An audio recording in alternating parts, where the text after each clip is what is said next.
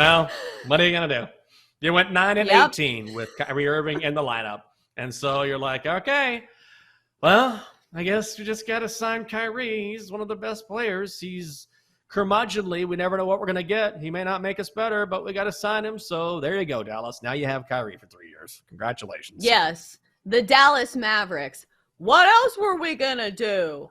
Yeah. This is the best, I guess, that they could get. And here's the upside. At least Kyrie Irving, when at his best, is spot up one of the best isolation players in the game. But the problem is, how many times have we seen Kyrie Irving at his best? Like, he hasn't played a ton of games. There's always some kind of off-court struggle that's going on, whether it's like the remarks that he's saying, whether it's, you know, some kind of stand that he's making for, I don't know, the earth being flat. I don't know what kind of cause that he's promoting at this time. But I think the biggest red flag is that the experiment between Kyrie and Luka hasn't been like super seamless. And I think that is the problem because you need somebody who's going to work with your superstar, and that is Luka Doncic, one of the premier players in the NBA.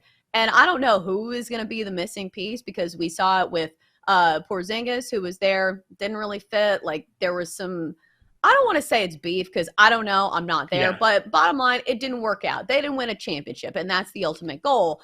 So do you feel like this is a move that a team would make? And do you think it results in a championship? Because isn't that the goal? Like, it feels like the Mavericks had to do something, but right now it feels like they're making moves just to be, you know, a team that makes the playoffs.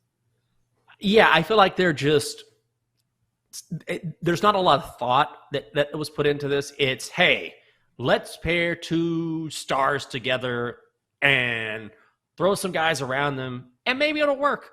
And the issue with that is chemistry matters, fit matters, and also Kyrie Irving's disposition matters. And if you look at Kyrie, with the exception of that 1 year with LeBron, he has not been successful fitting in with anyone else. Now, maybe part of, I don't know how much of that is his game, how much of that is him playing half the time, how much of that is his own personal beliefs, which has kept him off the court a ton in Brooklyn. Maybe this is one of those things where next year we're talking 40, 50 games in and it comes together. But Kyrie is such a mystery because he is never really, again, outside of that time with LeBron when they won a title with the Cavaliers, he's never really fit in anywhere. There's no question he's a seminal talent. But yes, I think you're right. The Mavericks just kind of went, all right, let's throw Kyrie with Luka and see what we can do. Well, they had to do something. Like, this is the same take that I had when they signed Kyrie Irving, is that they had to do something. They're not winning with the talent that they have there now. They got rid of Jalen Brunson, which hindsight is 2020, but it feels like they probably should have paid him. He seems like a superstar in the making for the New York Knicks right now, but they had to do something. So feels a little meh for the Dallas Mavericks. Which signing did you like the best, or which one did you dislike? What stood out to you, for better or for worse? The Kyrie signing, I felt like that was a hefty price to pay for him in a market where I'm not sure there were too many teams vying for him. So I think Dallas might have overpaid a little. 3 years, $126 million, and maybe they just wanted to secure him after the Jalen Brunson not incident, that's not the right word for it, but him leaving for the Knicks in free agency, that they wanted to say, okay, we're just going to give you this money, make sure that you're back next year. So not a great signing just in terms of the price there. I love Fred VanVleet and Dillon Brooks to Houston. I think that sped up what Houston's been trying to build there. I mean, they've been in rebuilding mode for years now, and bringing in VanVleet, a veteran point guard who's going to command that locker room with so many young players and a lot of really young talent. Like, they're going to be a much better team. I hesitate to say a good team, but a much better team than they were last year. And Dillon Brooks, you know, bringing more so on the defensive side of the ball, which is something that they've lacked in the past. And Ime Udoka, being a defensive-minded coach, I think he is a very good coach and is going to be able to get the most out of these young players. With VanVleet leading the way there, I think the Rockets, I mean, maybe not top 6 seed, maybe not securely in the playoffs, but certainly a play-in team this year. I don't think that would be a bad look to bet on them making the postseason in some sort of fashion come next spring.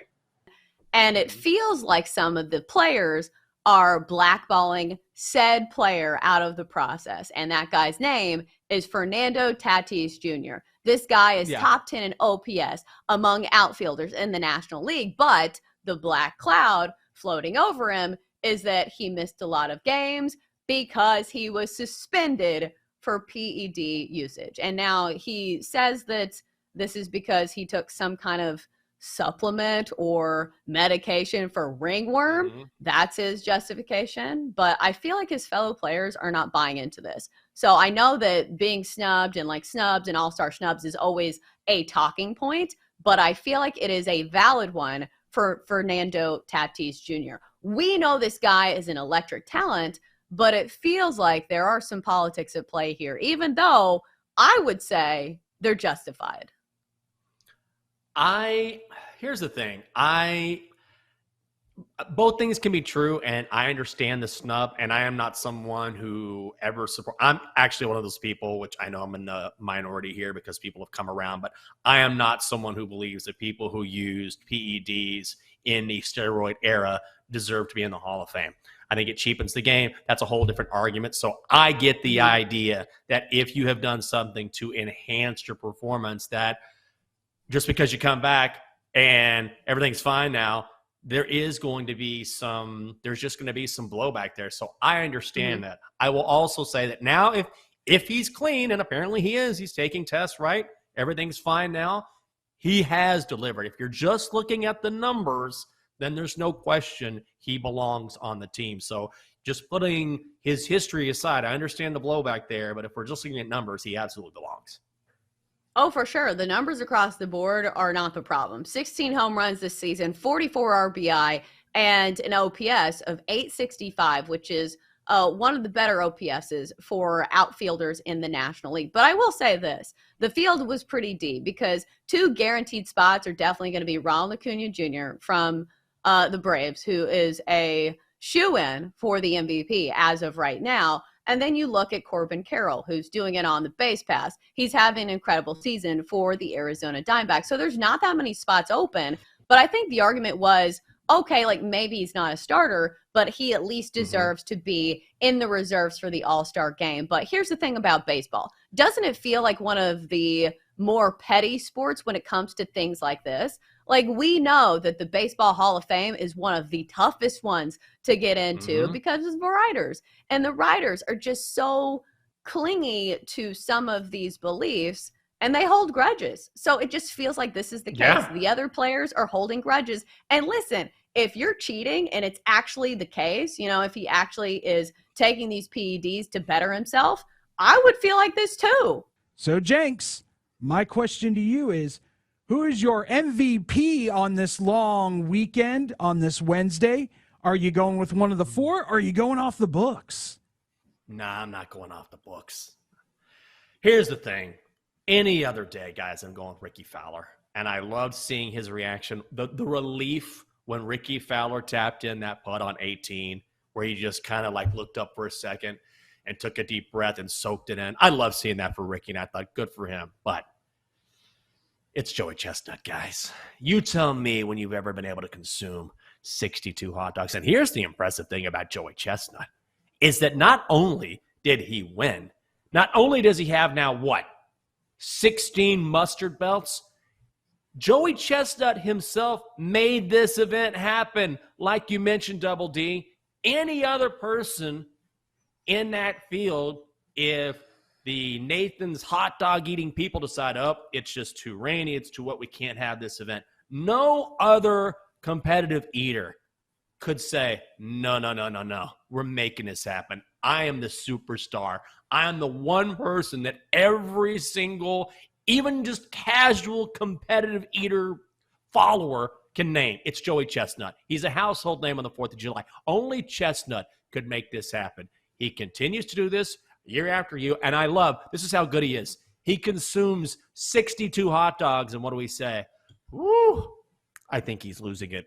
Joey Chestnut, I think he's slowing down. He only ate 62 hot dogs in 10 minutes and still crushed the field. It's Joey Chestnut. You got to give him his flowers on the one day of the year that we talk about Joey Chestnut, because guess what? Tomorrow, we will not hear about Joey Chestnut again until next 4th of July. Congratulations on the mustard belt. Joey Chestnut is the MVP.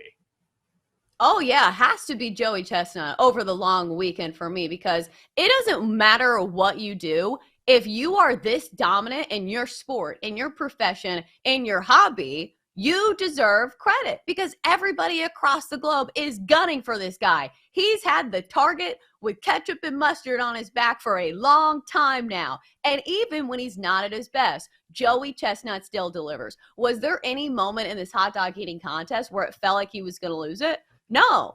Like, now the only question is, can he beat himself? He is that good. Those are the only records that he is trying to break now as somebody who is untouched by the rest of his competition. I think we do give a slight honorable mention to the announcer here, because let me tell you, I haven't thought about was it Osmandius, that Egyptian ruler poem that you heard back in high school, AP English, until this announcer is bringing back all of these sonnets, all of this old school literature to announce some of these candidates and contestants. So a great all-around competition that was on the brink of cancellation because of rain.